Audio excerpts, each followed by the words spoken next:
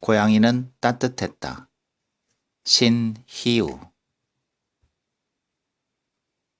자아는 광장이 보이는 곳에 방을 하나 얻었다. 광장은 마을 한가운데 있었다. 광장 곁에 리오의 카페 레스토랑 플로리아가 있고 그 곁으로 몇몇 호텔과 카페, 여행자 정보센터와 환전소, 토산품점, 마트 등이 빙 둘러서 있었다. 자아의 방 발코니에서 플로리아가 바로 건너다 보였다. 돌로 지어진 플로리아의 외벽은 온통 송이가 탐스럽고 색이 선명한 다채로운 꽃들로 뒤덮여 있었다. 한여름 꽃에 뒤덮인 플로리아는 여행자들의 발길을 사로잡기에 부족함이 없어 보였다. 플로리아는 흰색 깃발을 내걸어 영업 중이라는 것을 알렸다. 오늘은 깃발이 꽂혀 있지 않았다.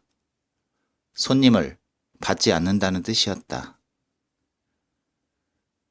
왜 하필 흰색 깃발일까? 다른 수많은 색의 깃발들 중 왜 하필 흰색인지 자아는 문득 궁금해졌다. 류를 만난다면 물어볼 수도 있을 것이다. 이곳에 도착한 지 일주일째였다. 하지만 자아는 류와 다른 친구들을 만날 것인지 마음을 정하지 못했다. 자아는 광장을 가로질렀다. 스포츠 용품점이 보이는 교차로에서 왼쪽으로 꺾었다. 평평한 돌이 깔린 길 양옆으로 아이스크림 가게와 패스트푸드점, 은행과 우체국, 서점과 약국, 옷가게들이 줄지어선 상점가였다. 여행자들이 많이 다니는 거리였다. 상점가가 끝나는 부근까지 걸어가면 갈림길이었다. 갈림길의 왼쪽은 잡목숲 사이로 완만한 오르막길이 시작되는 트레킹 코스였다. 대부분의 여행자들은 그 길로 들어섰다. 그녀는 갈림길 앞에서 망설였다. 결국 어제와 마찬가지로 오른쪽으로 발길을 옮겼다. 언덕길을 올랐다. 언덕을 오르다 완만하게 경사진 길을 따라 내려갔다. 호젓한 주택가가 나타났다. 주택가의 거리는 조용했다. 마치 사람이 살지 않는 것 같았다. 주택가를 빠져나오면 차도였다. 자아는 차도를 따라 걸었다. 도로를 달리는 자동차는 거의 없었다. 보행자도 거의 눈에 띄지 않았다. 마침내 자아는 마을 묘지에 도착했다. 죽은 지 오래된 자들의 묘지가 산책의 목적지는 아니었다. 며칠 산책을 하는 동안 우연히 그곳을 알게 되었을 뿐이었다. 한 무리의 관광객들이 몰려 있었다. 묘지도 관광 코스의 일부였다. 한 관광객이 대형 분묘 앞에서 기념 촬영을 하고 있었다. 묘석 위에 놓인 국화는 이미 시들기 시작했다. 관광 가이드는 냉소적이고 명쾌한 목소리로 묘 위에 얽힌 이야기를 풀어놓고 있었다. 자아는 그곳에 묻힌 이들 대부분이 한때 유명한 알피니스트였다는 것을 처음 알게 되었다. 자아는 귀도에게 물은 적이 있었다.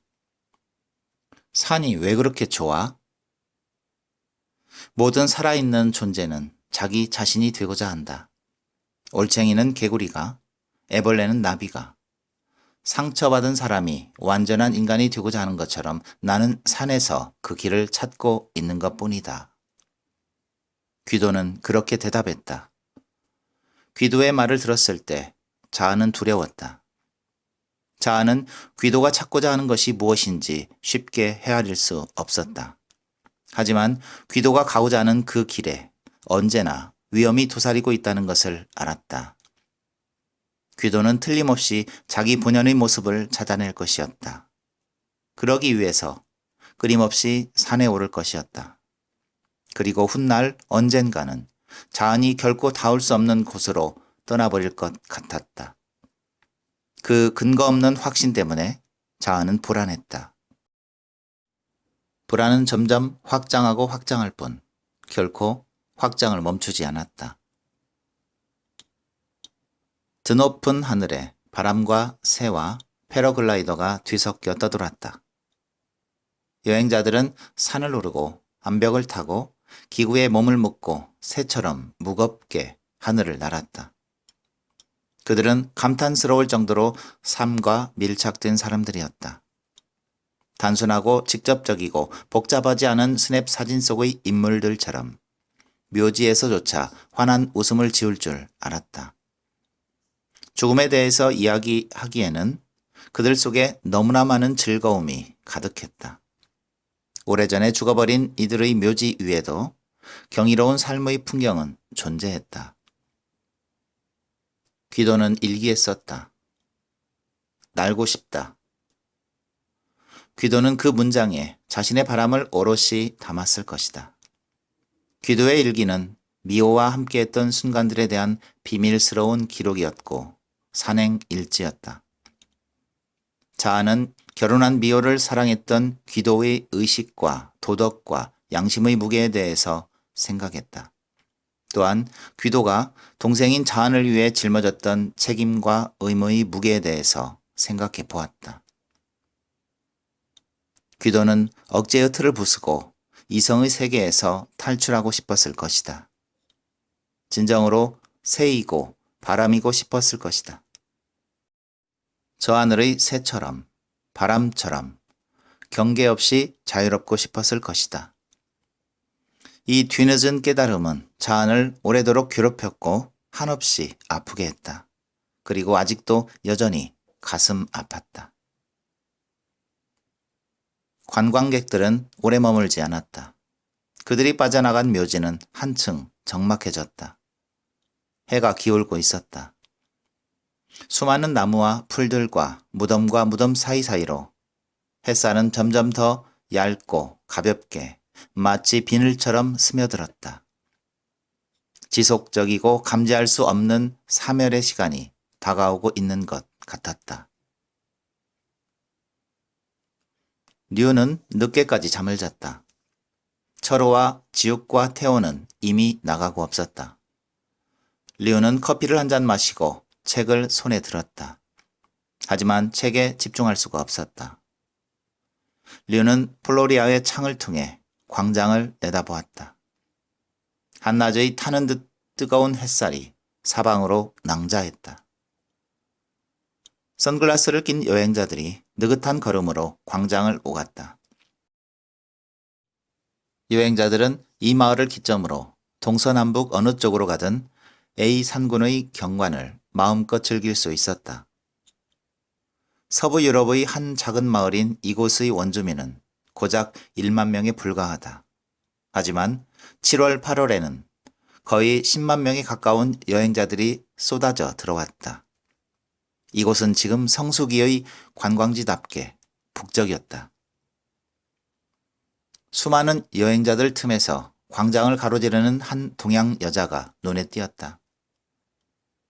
여자는 백팩을 메지도 아웃도어를 챙겨 입지도 트레킹화를 신지도 않았다. 그저 어깨에 작은 크로스백 하나를 걸치고 스키니진과 흰색 티셔츠를 입고 운동화를 신었다. 여자는 어딘가 모르게 류의 눈길을 잡아 끌었다.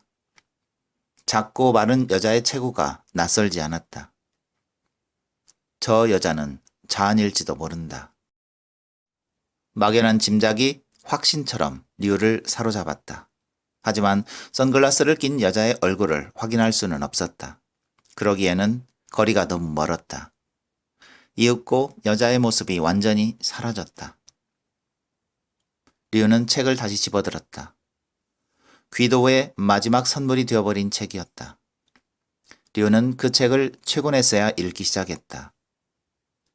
죽음이 아무것도 아니라면 삶 또한 아무런 가치가 없다. 밑줄이 그어진 문장. 밑줄 긋는 습관은 자한의 것이었다. 귀도는 메모장에 바로 옮겨 적는 타입이었다.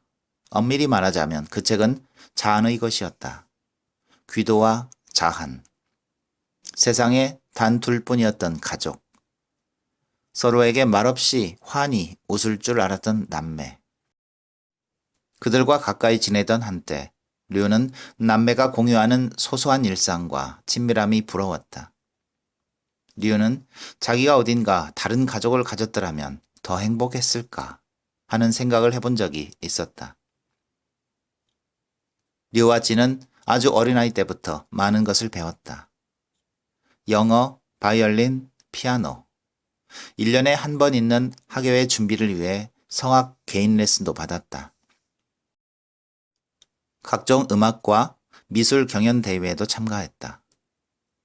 진은 무엇을 배우든 스펀지처럼 잘 받아들였다.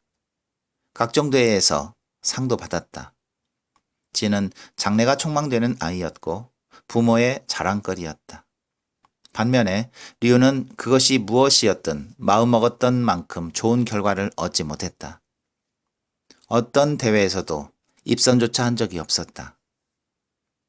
학업 성적도 좋지 않았다. 수도 없이 실망을 거듭한 후 류는 어떤 성과를 얻는 일에 아예 무관심해졌다. 류는 진의 그렇고 그런 쌍둥이 동생으로 불리는 것에 익숙해졌다. 하지만 극복하지 못한 열등감 때문에 까다롭고 산만하고 소심해졌다. 주변에서 벌어지는 일을 삐딱하게 받아들이는 못된 버릇까지 몸에 뱄다. 류의 부모는 스스로를 원칙과 믿음을 가진 합리적인 사람이라고 믿었다.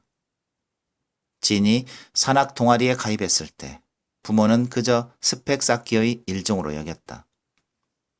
류는 진이 오르는 산에 관심이 없었다. 하지만 누구보다도 빨리 진의 변화를 알아챌 수 있었다. 진은 열광적으로 몰입했다. 누구도 예상하지 못한 태도였다. 진은 주말마다 산으로 갔다. 자의를 묻고 암벽을 탔다. 진은 활기차졌다. 표정도 밝아졌다. 전에 없이 말도 많아졌다. 하지만 진의 성적이 떨어지기 시작했다. 고등학교 3학년이었다. 수능이 코앞이었다. 산은 언제라도 오를 수 있다. 공부는 때가 있다. 부모는 진의 동아리 활동을 더 이상 용납할 수 없다고 했다. 진은 부모의 그런 생각이 합리적이지 않다고, 수긍할 수 없다고, 부당하다고 항변했다. 소용없는 짓이었다. 부모는 자신들의 믿음과 달리 더 완고하고 보수적이었다. 진은 산에 오를 수 없었다. 다시 말수가 적어졌다. 공부만 했다.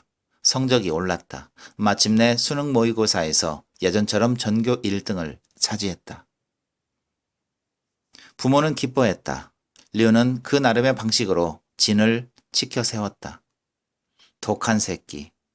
하이파이브. 둘은 오랜만에 유쾌하게 웃었다. 그리고 그날 처음 류는 진에게 물었다. 만일 아무도 내게 묻지 않는다면 나는 내가 산에 왜 가고 싶어 하는지 알고 있다고 믿어. 하지만 너처럼 질문하는 사람에게 그 이유를 설명하기란 쉽지 않아. 그런 질문을 받는 순간 나조차도 그 이유를 알 수 없게 되어버리거든. 그리고 진은 자신이 남의 눈에 비친 그대로의 사람이라는 사실과 거기에서 벗어날 길이 없다는 것이 견딜 수 없다고 덧붙였다. 18은 무엇이든지 선택할 수 있는 나이였다.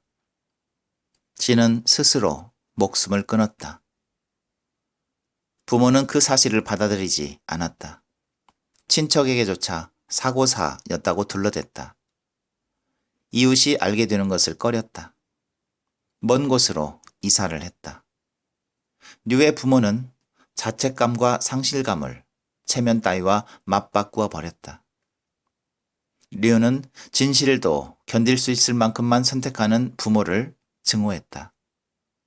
류는 앞으로 이전과 같은 마음으로 살 수 없으리라는 사실을 깨달았다. 류는 대학교에 입학했다. 집과 부모를 떠났다. 사진을 찍기 시작했다. 대체로 호기심을 자극하는 사물의 사진을 많이 찍었고 곁에 있는 친구들의 얼굴을 찍었다. 사진을 찍으러 다니는 동안 몇몇 친구들이 떠났고 새 친구들을 사귀었다. 그 시절 귀도와 자한, 철호와 지옥, 태호를 만났다. 그들은 서로 허물없이 지내는 사이였다. 특히 귀도와 철호와 지옥은 산과 바위와 심장과 열정, 그리고 약간의 행복만으로도 완전히 만족하는 삶을 살고 있는 듯 보였다. 누군가 곁에 아무도 없는 사람은 유령이라도 만들어서 데리고 다녀야 한다고 했는데 그들은 분명 류에게 유령보다 가까웠다. 한 아이가 있다. 남자 아기다. 뼈대가 튼튼하다. 살이 오른 팔다리가 엮인 밧줄처럼 울퉁불퉁하다. 머리와 몸이 비례하고 아기의 얼굴은 섬뜩할 정도로 무표정하다. 아기가 벌떡 일어나 뒤뚱뒤뚱 자안에게 다가온다. 갑자기 무섬증이 들기 시작한다. 그녀가 뒷걸음친다. 그래봐야 소용없다. 아기는 어느새 그녀 앞에 섰다. 그녀가 뒤돌아서 뛰기 시작한다. 하지만 제자리다. 뭔가 잘못되었다. 공포심이 들기 시작한다. 시간도 공간도 가늠할 수 없다. 아기는 보채는 기색도 없다. 그저 그녀에게 집요하게 달라붙는다. 도망치고 싶어도 마치 뿌리와 연결되어 있는 나무 둥치처럼 옴짝할 수 없다. 공포심이 점점 그녀를 압박한다. 결코 아기를 떼어 놓을 수 없다. 어쩔 수 없이 그녀는 아기를 안으려 안간힘을 쓴다. 아기는 바위처럼 무겁다. 아기는 여전히 표정이 없고 그녀는 안색이 점점 창백해진다. 간신히 아기를 품에 안았을 때 아기의 목이 가붓이 뒤로 꺾인다. 마치 나뭇가지 부러지듯 뚝. 산만하고 무섭고 기이한 꿈이었다. 꿈에서 깰 때마다 모든 경험, 모든 사건을 지우고 마는 끔찍스럽게 조용한 어둠 속에서 사람들이 어째서 외로움 때문에 죽는지 상상할 수 있었다. 아무리 면밀하게 들여다보아도 꿈은 겉으로 드러내기 불가능한 것들, 그 본질을 알 수 없는 것들로 가득했다. 흩어지고 찾아드는 꿈의 파편들 중 어떤 것은 의미가 있고 어떤 것은 의미가 없다. 꿈의 종말도 끝내 알 수 없다. 시간 또한 언제나 불가해하다. 꿈은 시점도 없고 시작도 없으며 끝도 없는 순간과 같다. 그럼에도 불구하고 자아는 깨어있을 때보다 꿈속에서 더 치열하게 산다고 느꼈다. 자안이 산책에서 돌아와 잠깐 잠이 든 사이 밖은 벌써 어두워졌다. 자안은 꿈의 여운을 떨쳐내지 못한 채 창을 멍하니 쳐다보았다. 안과 밖의 온도 차이로 김이 서린 창이 희뿌였다. 바깥 풍경과 한데 뒤섞여 어슴풀에 창에 되비친 자신의 모습을 망연히 응시했다. 마치 꿈과 현실의 어느 경계쯤에 자신의 실체가 머물러 있는 것 같았다. 고립감이 엄습했다. 예전에 비해 더 빨리 찾아오고 더 뜨겁고 더 늦게 끝날 것 같은 열기에 숨이 턱턱 막히던 작년 여름, 그날 밤 자정이 가까운 시간에 자은은 자고 있지 않았다. 자은은 낮에 전통시장을 구경했다. 냉면 그릇을 2개 샀고 귀도의 여름 혼이불도 새로 구입했다. 집에 오는 길에 배추 몇 포기를 샀다. 저녁 내내 배추를 손질하고 소금에 절였다. 귀도는 갓 담근 김치를 좋아하지 않았다. 담근 지 일주일쯤 지난 김치를 가장 좋아했다. 귀도는 일주일 후에 집으로 돌아올 예정이었다.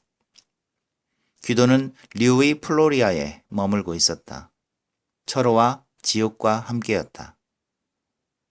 귀도는 자기 몸의 일부와 같은 일기장과 등반용품을 빈틈없이 확인하고 짐을 쌌다.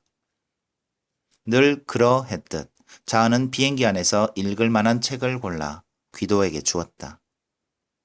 류가 좋아하는 안동 간고등어와 황기도 따로 챙겨주었다. 고등어는 결국 상해서 먹지 못했다. 황기를 넣고 삼계탕을 끓여 먹었다. 곧 자신이 오르고자 했던 바위산을 등반할 예정이라고 며칠 전 통화에서 귀도는 말했다. 귀도의 음성은 세상을 다 가진 듯 생기가 넘쳤다. 자아는 함께 가자고 했을 때 따라 나서지 않은 것을 후회했다.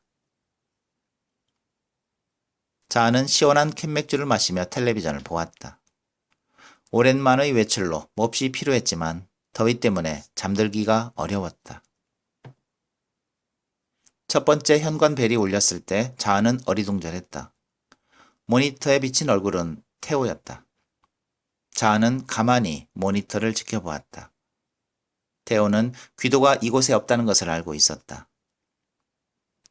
10여일 전 태호는 자안과 함께 귀도 일행을 공항까지 배웅했었다. 태호가 할 일 없이 자안을 찾아올 리 없었다. 가까운 사이였으나 귀도가 없을 때 불쑥 찾아오는 경우는 없었다. 몇 분 후 다시 두 번째 벨이 울렸다. 자안의 뇌리에 보란이 스쳤다. 머릿속에 종잡을 수 없는 불길한 생각들이 들끓기 시작했다. 몹시 혼란스러웠다. 태호는 조급해 보였다. 자안의 심장이 미친 듯이 뛰고 있었다. 자안이 주저하는 동안 세 번째 벨이 울렸다. 모니터를 응시하는 태호의 눈. 그 눈이 모든 것을 말해주고 있는 듯 했다. 듣지 않아도 알 수 있을 것 같았다. 듣고 싶지 않았다. 원치 않은 말을 듣게 되리라는 두려움. 그 두려움으로부터 달아나고 싶었다. 끝내 문을 열지 않으려 했다. 태호는 끈기 있게 기다렸다. 개새끼. 뜻밖에도 자안의 입에서 욕이 튀어나왔다.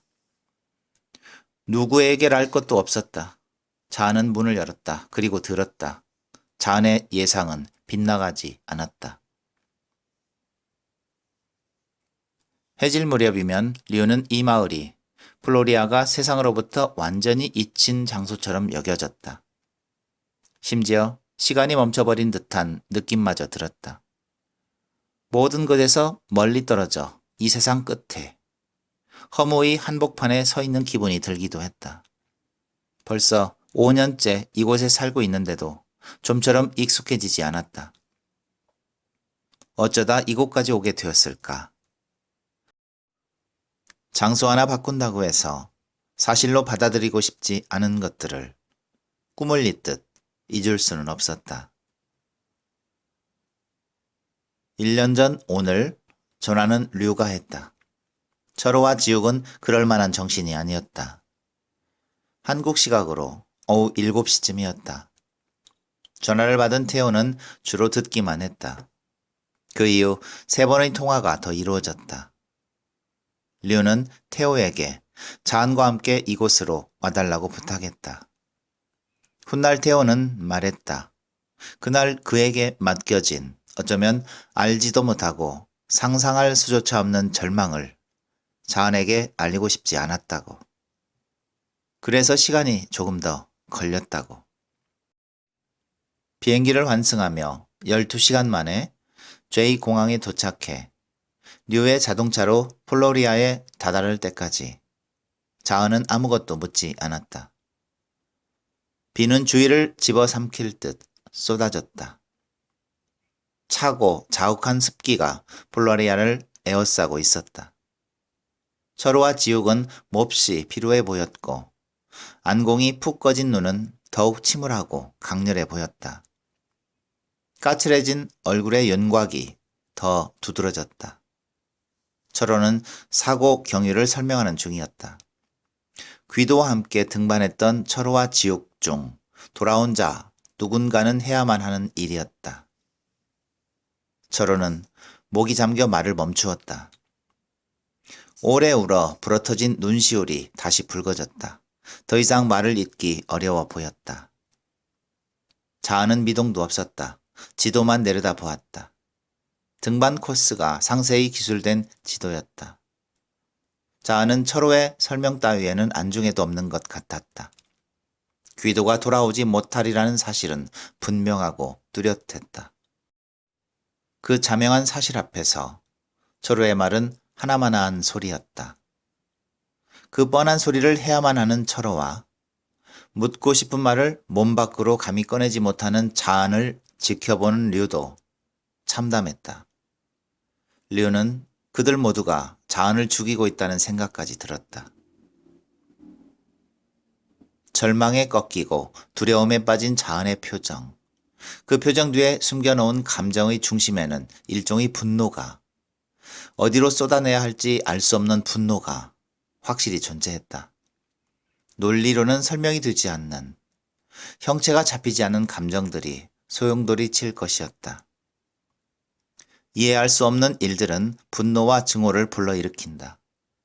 그 분노를 지닌 채 살아갈 수 있다는 것, 그것은 분명 놀라운 일이다. 자아는 끝모를 상실의 심연에 놓여 있었다. 그 무엇과도 비교할 수 없고 그 어떤 말로도 위로할 수 없는 유일무이의 슬픔, 그 차고 텅 빈, 옴싹달싹할 수 없는 심연을 공유한다는 것은 불가능했다. 그 심연을 이해한다고 말한다면 거짓말이다. 행복과 불행은 집단적일 수 없고 너무나 개별적이다. 그래서 사람은 온전히 혼자일 수밖에 없다. 마치 고아처럼 혹은 참선하는 사람처럼 그 심연을 홀로 견뎌야 한다. 자아는 그 심연에 재갈을 물리듯 세상으로부터 마음을 거두어들이듯 잠을 잤다. 눈과 입을 닫아버린 자은의 얼굴은 어둠 그 자체였다. 밖은 온통 천둥소리와 소란한 빗소리로 가득했다. 빗소리가 외부 세계와 플로리아를 완전히 갈라놓고 있었다. 류는 그토록 기진한 하루를 보내고도 잠을 이룰 수 없었다. 귀도와 진의 얼굴이 젖은 그물 같은 빛 속에 서성이는 것 같았다. 두려움도 슬픔도 공포도 아는 사람에게만 보이는 법이다. 자아는 귀도의 죽음을 보지 못했다. 보지 못했으니 믿을 수 없었다. 믿을 수 없으니 받아들일 수 없었다. 믿지도 받아들이지도 않은 채 자아는 귀도 몸의 일부와 같았던 물건들과 남았다. 자아는 종종 라면을 끓여 새로 산 냉면 그릇에 담아 먹었다. 며칠째 소금에 절여 숨이 다 죽어버린 배추로 김치를 담갔다. 짠 김치를 안주 삼아 술을 마셨다. 술에 취하면 새로 장만한 혼이불을 덮고 시도 때도 없이 잠을 잤다. 꿈속에서 자주 곁에 있었으면 하는 죽은 사람들을 만났다. 술에 취한 어떤 밤, 그런 날 꿈속에선 그들의 얼굴도 전혀 모르는 얼굴들처럼 달라져 있었다. 잠은 끝도 없이 쏟아졌지만 수많은 밤을 뜬 눈으로 지새우는 날도 많았다. 그런 날, 자아는 공항에 나가서 어디론가 떠나거나 돌아오는 사람들을 지켜보았다. 귀도가 있는 곳, 그를 두고 온 곳으로 가는 항공 시간표를 몽땅 외울 수 있었다. 공항을 나오면 발길 닿는 대로 아무데나 걷기 시작했다. 낯선 거리를 이리저리 쏘다니고 또 쏘다녔다. 일을 마치고 집으로 돌아가는 엇갈린 표정의 남자와 여자들, 학교와 학원으로 돌고 도는 쾌활한 학생들, 영화를 보거나 식사를 마치고 나온 온화하고 꿈꾸는 듯한 표정의 연인들, 방금 누군가와 헤어져 알 수 없는 표정으로 홀로 걷는 사람들과 부대끼며 부산하고 시끌벅적한 거리에 서 있으면 마치 머리가 아니라 피부가 생각을 하는 것 같았다. 온몸의 세포 하나하나가 죽어가는 기분이었다. 아무리 낯선 곳을 아주 먼 곳까지 걸어도 결국 변하는 것은 아무것도 없었다. 자아는 집에 틀어박혔다. 간간히 철호와 지옥, 류와 태호를 떠올렸다. 그들의 연락은 받지 않았다. 다른 누구의 연락도 받지 않았다. 그 누구에게도 연락하지 않았다. 누군가 함부로 던지는 위로의 말을 듣고 싶지 않았다. 누군가의 이해를 얻고 싶지도 않았다. 서투른 위로와 이해의 말들이 자은의 심장에 총을 겨누는 것 같았다. 시간이 약이라고 말하는 이들도 있다. 자은은 그 말을 믿지 않는다. 시간이 고통을 치유하지 못한다는 것쯤은 알만한 나이였다. 자은에게 필요한 것은 때때로 어두운 길모퉁 위에서 마주치는 고양이처럼 단순하고 초연한 짐승의 두 눈이었다. 하루가 가고 한 주가 지나고 달이 바뀌고 계절이 변했다. 그리고 지난 여름과 같지 않은 여름, 그게 이 여름이었다. 창문을 열었다. 밤 공기가 하루 사이 더 차가워졌다. 일주일 사이에 기온이 완전히 변해버렸다. 서늘한 공기가 가슴 깊숙이 스며들었다. 어찌나 서늘한지 마치 나신이 공기 중에 떠있는 느낌이었다. 모든 감각이 나를 세운 듯 예민해졌다. 자아는 불 켜진 플로리아의 창가를 왔다 갔다 하는 그림자들을 보았다. 리우의 플로리아에 테오와 철호와 지옥 일행이 머물고 있다는 것을 알고 있었다. 귀도의 오랜 친구였고 자은의 친구이기도 했던 그들. 만약 그들을 만난다면 결국 덧없는 친밀함과 끝없이 존재하는 거리감을 경험하게 될 것이었다. 줄곧 떨어지는 피부의 비듬 같은 기억들이 서로에게 상처만 줄 터였다. 류가 아직도 감춰둔 비밀이 많은 얼굴로 사진을 찍는지, 어째서 흰색 깃발에 집착하는지, 태호가 여전히 담배를 많이 피우는지, 철호와 지욱이 변함없이 자일 파티로 등반을 계속하는지 자은은 알지 못했다. 하지만 자은 자신이 그러하듯 그들이 지난 여름과 같은 사람이 아니라는 것쯤은 알 수 있었다. 자은은 끝내 그들을 만나지 않을 것이었다. 광장 너머를 아무리 뚫어지게 바라보아도 대단한 것은 보이지 않았다. 달빛과 어둠이 띠가 되고 기둥이 되어 마을과 산과 산 사이를 채우고 연결해 더 가깝고 생생하게 만들어 놓았다. 바위로 철갑을 두른 듯 육중한 산맥이 위압적이었다. 산맥의 무겁고 틈새 하나 없는 거대한 침묵은 역시 견디기 어려웠다. 달빛과 어둠이 뒤섞이어 침묵은 점점 더 조밀해졌다. 산의 존재감 또한 철옹성처럼 더 견고해졌다. 저 산은 끊임없이 자은의 마음을 사로잡았다. 꿈에서조차 마치 자석처럼, 이 세상에 존재하는 자극처럼 그녀를 끌어당겼다.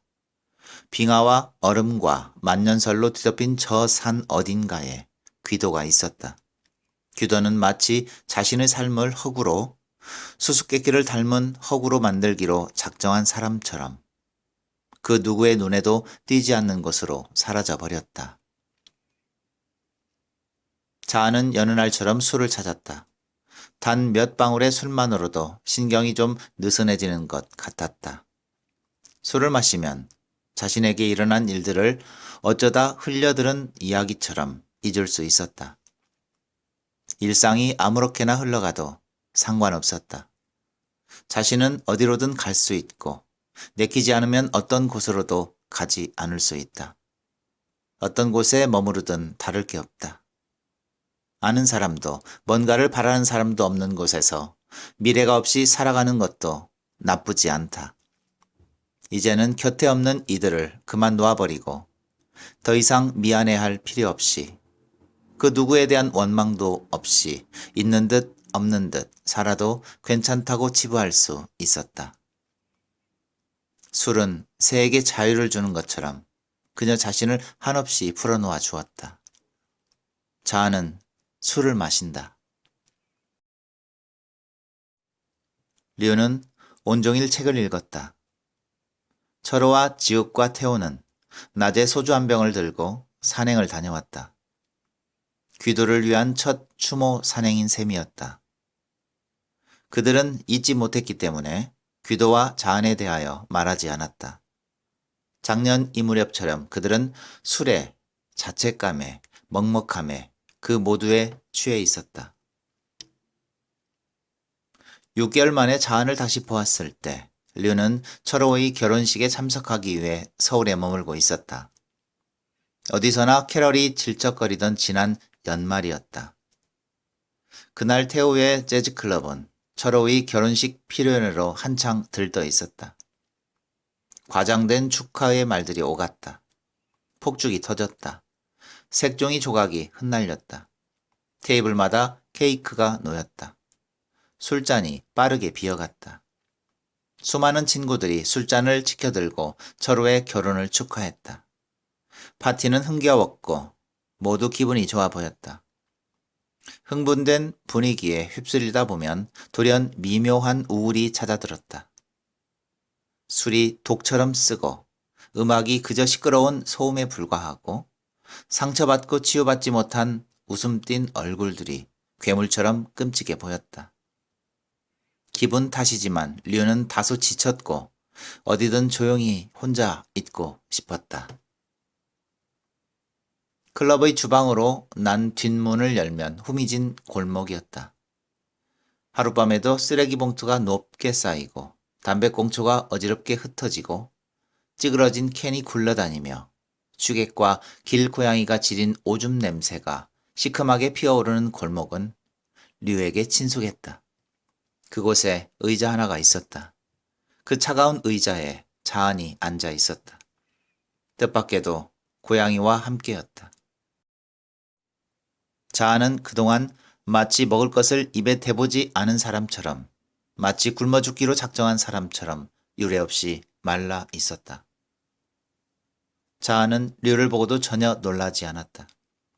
고양이는 움직임이 없었다. 죽었어. 류의 눈길을 알아차린 자은이 말했다. 정신이 딴 데로 쏠린 듯한 자은의 눈빛, 그 눈빛 뒤에 어떤 광기가 숨어 있는 것 같았다. 애초부터 이곳으로 오려던 생각은 아니었어. 단 한 번의 몸짓으로, 단 한마디의 말로 철호의 행복한 순간을 망치게 될까봐 조심스러웠거든. 그런데도 결국 이곳까지 와버렸어. 요즘 나는 나를 이길 수가 없어. 저 아래 찻길 옆에서 이 고양이를 발견했어. 사고였겠지. 품에 안았을 때 고양이는 아직 따뜻했어. 병원으로 달려갔어. 다리가 골절되고 척추 손상도 있고 머리도 조금 다쳤지만 누군가 조금만 일찍 병원에 데리고 왔더라면 살릴 수도 있었을 것이라고 수의사가 말했어. 살아 있었어. 그리고 꼭 살 수 있을 것 같았어. 그런데 오래 견디지 못했어. 너무 오랫동안 추위와 싸운 탓이었어. 조금만 더 일찍 발견했더라면 살릴 수도 있었겠지. 하지만 그 누구도 그렇게 하지 않았어. 어쩌면 할 수 없었겠지. 반은 술에 취하고 반은 제정신인 채 자은은 혼잣말을 쏟아냈다. 류는 어떻게 해야 할지, 무슨 말을 해야 할지 몰랐다. 자은은 더 이상 어떤 것도 얘기할 마음이 없다는 듯 입을 다물었다. 침묵은 계속되었다. 눈이 내리기 시작했다. 류는 자은에게서 고양이를 안아들었다. 야이고 다친 고양이의 몸은 식어 있었다. 류는 고양이를 묻어줄 만한 장소를 찾아 골목을 빠져 나왔다. 추위가 전날 밤보다 더 매서웠다. 수년 동안 귀도와 자일 파티였던 철호와 지욱은 자은에게 말하지 못한 진실이 있을지도 몰랐다. 자은 또한 그들이 하지 못했던 말들 속에 어떤 진실이 감추어져 있는 것은 아닐까 하는 추측으로 자신을 괴롭혔을지도 몰랐다. 생각은 어떤 식으로든 할 수 있지만 그 진실은 끝내 알 수 없는 법이다. 류는 자은에게 분명히 생각하는 것, 실제로 일어난 것, 사실로 알고 있는 것에만 관심을 갖는 것, 그것이 고통을 줄이는 유일한 방법이라고 말하고 싶었다. 하지만 류가 돌아왔을 때 자은은 이미 그 자리를 떠나고 없었다. 철호와 지옥과 태호는 잠이 들었다. 뒤에 남아 죽어간 이들과 곁에 없는 이들을 추억하는 건 쓸쓸했다. 류는 낮에 광장을 가로지르던 여자를 떠올렸다. 귀도의 기억과 함께 외로이 남겨진 자한. 자한이 찾아오지 않는다면 만날 수 없을 것이었다. 자한은 불가능한 것을 소망하는 사람처럼 귀도와 함께 나누었던 소박한 일상에 대해, 귀도의 수많은 등반에 대해, 귀도와 관련된 모든 사람들에 대해, 그리고 귀도의 마지막 사랑에 대해 생각하고 또 생각하며 삶이 실제로 채워지지 않은 텅 빈 공허의 구덩이를 품고 있을지도 몰랐다. 먹고 자고 일하고 운동을 하고 친구를 만나 그 무엇을 해도 공허는 아물지 않고, 지난 시간이 그러했듯 한 해가 가고 또 한 해가 바뀌어도 삶은 여전히 텅 비어 있을 것이고, 정말 머지않아 자신이 허공 속으로 날아가 버리겠지 하는 생각을 하며 길을 잃고 헤맬지 모를 일이었다. 그러한 류의 이해는 무의미할 수 있으나 아렸다. 누군가의 마음을 이해하는 것은 자신의 마음을 전제로 한다. 류는 이전에 진을 잃었고 아팠고 공허했다. 그리고 마침내는 그 모든 것을 잊은 듯이 살고 있다. 그럼에도 류는 아직도 죽음을 도무지 알 수 없었다.